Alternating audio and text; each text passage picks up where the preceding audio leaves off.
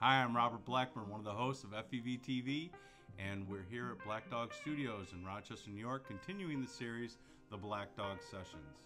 Every week, we will be interviewing artists locally and from all over the globe with the goal of showcasing the depth of the talent pool passing through and embedded right here in our great city. This week, we have the Moho Collective here with us. After a short interview, they will be giving us an in-studio performance.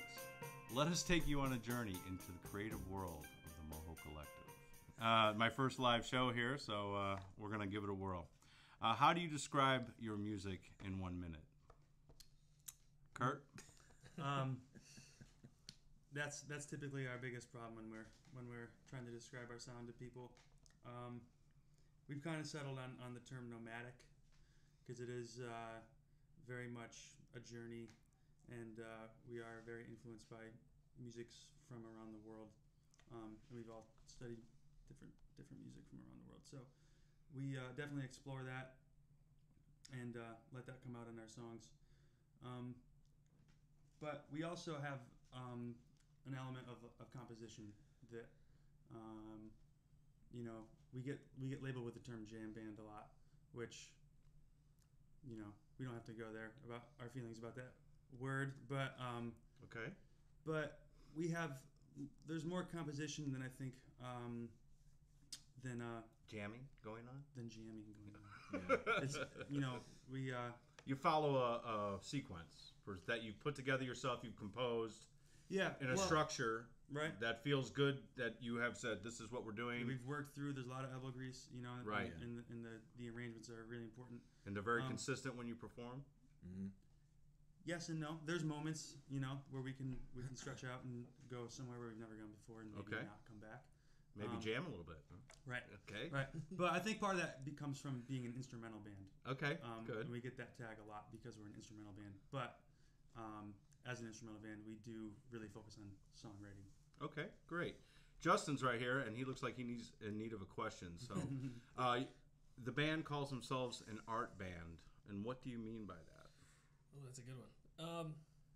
I think the whole format of the band when we started the band was kind of just, we're gonna do whatever the music kind of dictates needs to be done, and we take an art approach of it, like we are serving this kind of bigger picture thing. It goes down to as small as like when we're arranging and when we're trying to play, it's what do we do that best represents the thing that we're trying to convey with this song. Okay. And we try to, every song is its own unique piece. Entity. Mm-hmm. Yeah, and we try to just push that forward. Good. Much like that. Okay. I got one for you, Ryan. You ready?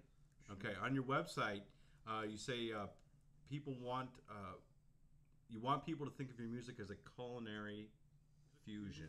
Can you elaborate on that culinary fusion? No. No, I really can't. Okay. Does it really say that? It really says that on your website, yes. And I've just wondered where I'm a big food fan myself, so I didn't know if there was like some munching going on while you guys are hanging out, or what's. Where's the culinary fusion coming? Well, you're hanging out when you're performing together. Yeah, that's about it. Is there any? I think you might be getting at the fact that we take all these different elements and kind of throw them together into what we call our music, and it's the picking and choosing of certain elements and how they meld together that is the culinary fusion part of it. Okay. Creating your own there's many sauce, times when sauce. There's many times where someone will throw some sauce out and the other two in the band will go, I don't really know about that. Too spicy. Too spicy. Let's back that off a little bit. There's a lot of bad stuff. Okay. You use a lot of guest musicians and visual artists in your shows. Why do you do this? I think that's part of the art element. When we first started playing, we were almost every show had a live painter or a live visual artist. Really? And we're not doing it as much just because logistically it can get tough, and we kind of want to make it a more special thing when we do it. Okay. But yeah, just to branch out, stretch it out, and bring other mediums into the fold, and give people a different perspective, a different way to look at things. I hear a little bit about each of your musical backgrounds, so I'm going to give you each a minute to give me a summary of your musical background. So we'll start with Kurt, and then we'll move across Justin and Ryan. Okay. Your musical background in 1 minute. Don't necessarily come from a musical family that play instruments, but everyone in my family really, really loves music. And my dad is play the hell out of a steering wheel, you know, and my mom plays the hell out of a stereo. So Okay.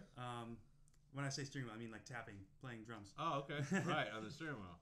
So music appreciation was very prominent. But started, you know, playing drums in concert band in school, and then switched to the guitar, and have studied a lot over the years, and continue to study, and studied Indian music with Alak Rakan, and have studied some African music, and went to Africa To study music? last year to make music, To make music. and of course learned a lot. Right, from while you were them. there. Yeah. It was a We made a personal journey for yourself? Yeah, and also, you know, a journey for everyone involved. You know, we helped some kids over there record a record. Oh, nice. Yeah. So Wow, how huge is that? I'd like to hear a whole story about Yeah. that someday. definitely. So I mean, that's sort of my background Okay. in a minute. Okay, Justin? Mine's not nearly as eclectic. I started playing in 4th grade. I got tied into playing drums, and my grandmother bought me a drum set when I was a kid, and bought my mother a set of earplugs. Good. And the rest That was is where it history. began. Yeah, and All that's, right, I very took that all the way up through high school, and then despite the best efforts of my father, I didn't go to school for mechanical engineering, and ended up going to school for music and music recording. Cool. Then I picked up the electric bass with a couple of buddies, and just started playing bass for a while, and it kind of became my new thing. I kind of fell in love with it and just had to do it. And actually, right now I'm back at school at Nazareth for music education Well, good for you. to become a music That's teacher, and picked up the upright while I was there, and got in on classical percussion there, and studied with Galen McCormick of the RPO for Okay. bass, and Sure. Kristen Shiner McGuire for percussion, and Makes sense. yeah, just a little bit of everything. Good. Ryan? Let's see. I started a long time ago, and then I played a lot and practiced a lot. And When was the first time somebody gave you an instrument? Was it the drums? Yeah, 8th grade. I would say I probably started playing drum set, Okay. and I became obsessed. And then I went to college Okay. and did my undergrad in music ed and with Okay. a percussion concentration, and I did my master's in music ed with a percussion concentration. And I've just studied with like a bunch of teachers over the years. I studied with Billy Martin of Medeski Martin and Wood, and Ciro Baptista, who's recorded with a ton of people, and just other local great teachers, and I'm definitely a product of the community. I'm from Rochester, and Cool. This is where I was raised, and all the teachers I've had have been from here, except for Billy and Ciro. But Okay. but yeah, so So you're born, bred, Yeah. right in Rochester, I'm a Rochester product. and you're teaching now in Rochester. I am. I teach out at Spencerport Central School District as a band director. As a band So, director. Awesome. Yep. That's great. It's a great gig. So what was it like doing Anika, the Moho's new CD with MDG, and at the Peace Abbey? What was that experience like, cutting this track? It was an experience. It was definitely an experience. And how many days did it take for you to cut the record? We actually recorded like two days. 2 days 2 solid. days, and then like one quick morning Mm-hmm. on the day we packed up. Okay. We were there a total of 4 days. It was for me, it was really a dream come true, because I've been going to this place called the Peace Abbey since I was like 14. Okay. Really, really incredible place just outside of Boston. It's a center for activism. It's a peace retreat. It's just many, many amazing things. You'd have to look it up to read Right. all about it. I did, actually. Yeah. Cool. Okay. So, but it's an old building. Right. So our first couple of days, we were just troubleshooting electrical How to problems. make it sound. Yeah. So yeah, so the experience was rather, it wasn't as peaceful as You'd hope. as we had hoped. I mean, Right. there's the first day and a half were we were just like, are we going to even be able to do this? Do this, You know? right? Mm-hmm. And we put a lot on the line. We basically brought a mobile studio out there to Yep. Boston, and set up in a room that is not a recording studio. So, so we ran into some problems, and but we worked through them. And Got the MDG, record done. Mac Warneri was on board with us, and we couldn't. And he's amazing. We couldn't so, have done it without him for sure. That's right. That's right. I believe that so we wholeheartedly. pulled through and we did it. Yeah, Good. it was a great experience. Good.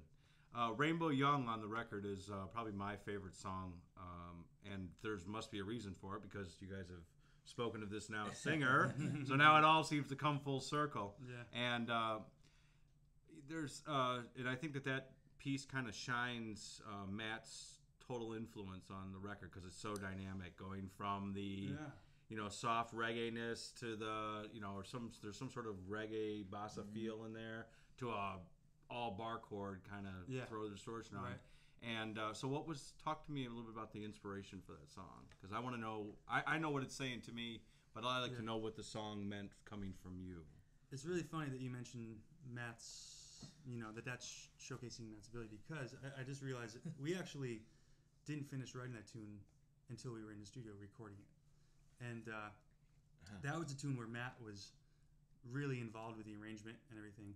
And there's actually a good picture of Matt like leaning up against a suitcase, like right in front of Rister, like helping us figure out like just which pedals to click on and which parts and the energy of the tune. And he was very involved actually. At one point he was miming to us like the energy. Yeah.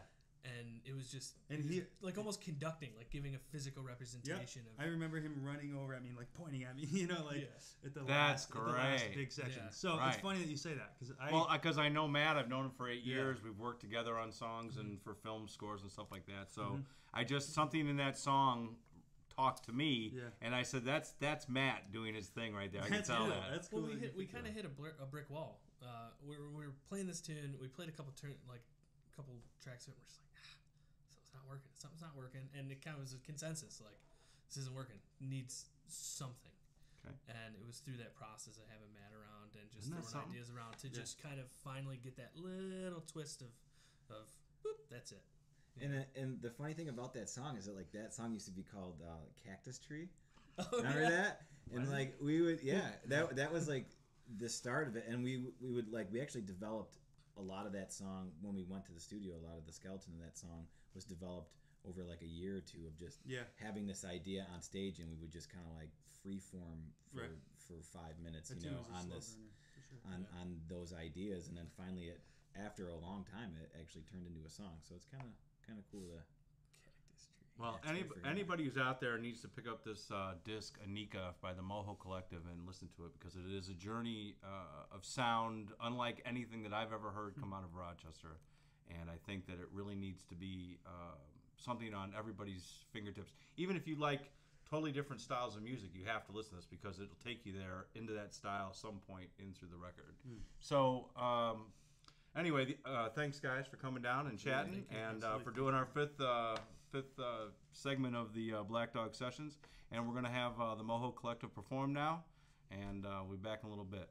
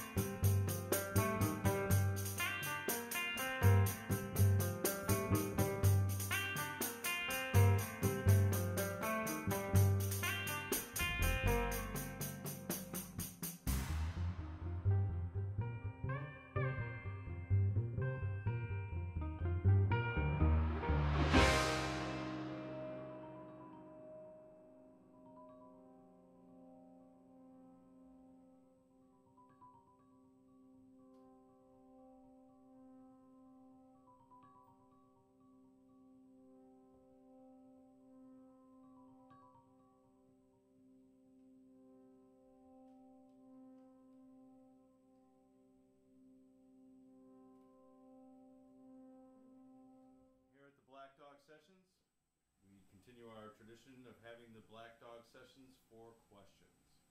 So, if you guys are willing and participant, these are 4 questions I ask to all the bands that come through here. All right. Question number 1. I'm going to start with Ryan. Okay. All right? Because he's the one that likes to answer the questions. Yeah. What was your earliest musical memory? Just in general? First, what Man. was your earliest and first musical memory? I had a harmonica when I was like 4. It was a plastic Fisher Price harmonica, and I loved it. And you remember playing it? Oh man, all the time. Okay. Totally. Cool. Kurt. Michael Jackson. Michael Jackson is your earliest? I remember like I just loved to dance to Michael Okay. Jackson. Like Yeah. 1960s Jackson, 70s, 80s? Moonwalker. 90s? Huh? 80s. I was 80s. born in All right. 85, so All right. Michael Jackson. Okay. But as far as making music myself, pots and pans. I remember setting up pots and pans, Okay. making a drum set. That's cool. Earliest musical memory is actually hearing my father sing, and he won't admit to this day that he can sing, but man, if you get him in the right church, he can tear up some How Great Thou Art. He's got a great tenor voice, man. Excellent, excellent. What was the first song that you guys played together as a band? Noel Strud. Noel Yeah, Strud? Noel Strud is a tune off our Strud, first album. yeah. It's the first tune we wrote together, first tune we jammed on. And what year was this? Just kind of curiosity. When did the band actually get its birth? 09? 4 years ago? 09? 2009? Yeah. Okay. So we're now 4 years into this, huh? Yeah. Okay. Something like that. So if you had, like I said, one soloist that you could have, like maybe Charlie Parker, or anybody that you could wish for to front this band as a solo piece that would send you guys into orbit as a threesome, alive or dead, alive or dead, who would that soloist be? Oh man. That would set this band into Yeah, orbit? all 3 of you, the things that you do that would set you, and this is besides Rainbow Young. We should think about like some soloist, like be it that person that's going to take you there. You can each pick it. Oh man, that's rough. I think we'd learn a lot from somebody like Ornette Coleman or something like that. Yeah. Okay. That'd be So great. we got 2 with Ornette Coleman. Soloist. Maybe a singer? Yeah. Anybody yeah. you want. Let's bring back Billie Holiday. Billie Holiday. Which has nothing to do with us, but I think it would be cool. Billie Holiday. It would be cool. It needs some smooth phrasing from like Ania O'Day or something like that. Okay, now That's a we good need. one. I'm gonna be thinking about that for a long time. Yeah. Good, good. The list could be very See long. what happens. Where do you see yourself in 5 years with the Moho Collective? In the Moho Collective. 5 years. If it be so. You know, I mean, if pie in the sky, if we could say, what we want to happen, we love to hit the road. Hit the road. We love to hit the road. We tour every summer, and we tour, long weekends throughout the year. Okay. And I see us with an RV on the West Coast. Okay. On the West Coast. I love it. Showing you guys, so. 5 years from now, I mean, I think the biggest thing is just still playing. Still playing. A lot of bands, you As a say, group. where do you see yourself in 5 years? And in 5 years they're ready to strangle each other. Right. And we've gotten this far. What, 4 years 4 in years. now? Yeah. 5 years. I'd like to see us getting up onto our 10-year anniversary. You're looking forward to that, and just still playing As a group. and still playing as a group, and still making New music. Yeah. New Yeah. music. I would agree. Yeah. Both of those things. Yeah, Okay. On the road and still make music. Yeah, I mean, the fact that we got the record number 2 is pretty awesome. I mean, I've never been in a band that made it that. Made it to a To Nika. a second record. To a You know what I second mean? record. So hopefully, in 5 years we got Just a few more. number 3 or number 4, number 5. Yeah. Yeah. Right. Well, very Yeah. good. Well, this is Robert Blackburn here with the Blackdog Sessions with our special guest, the Moho Collective, and want to thank you very much for watching and look forward to seeing you next week here on the Blackdog Sessions.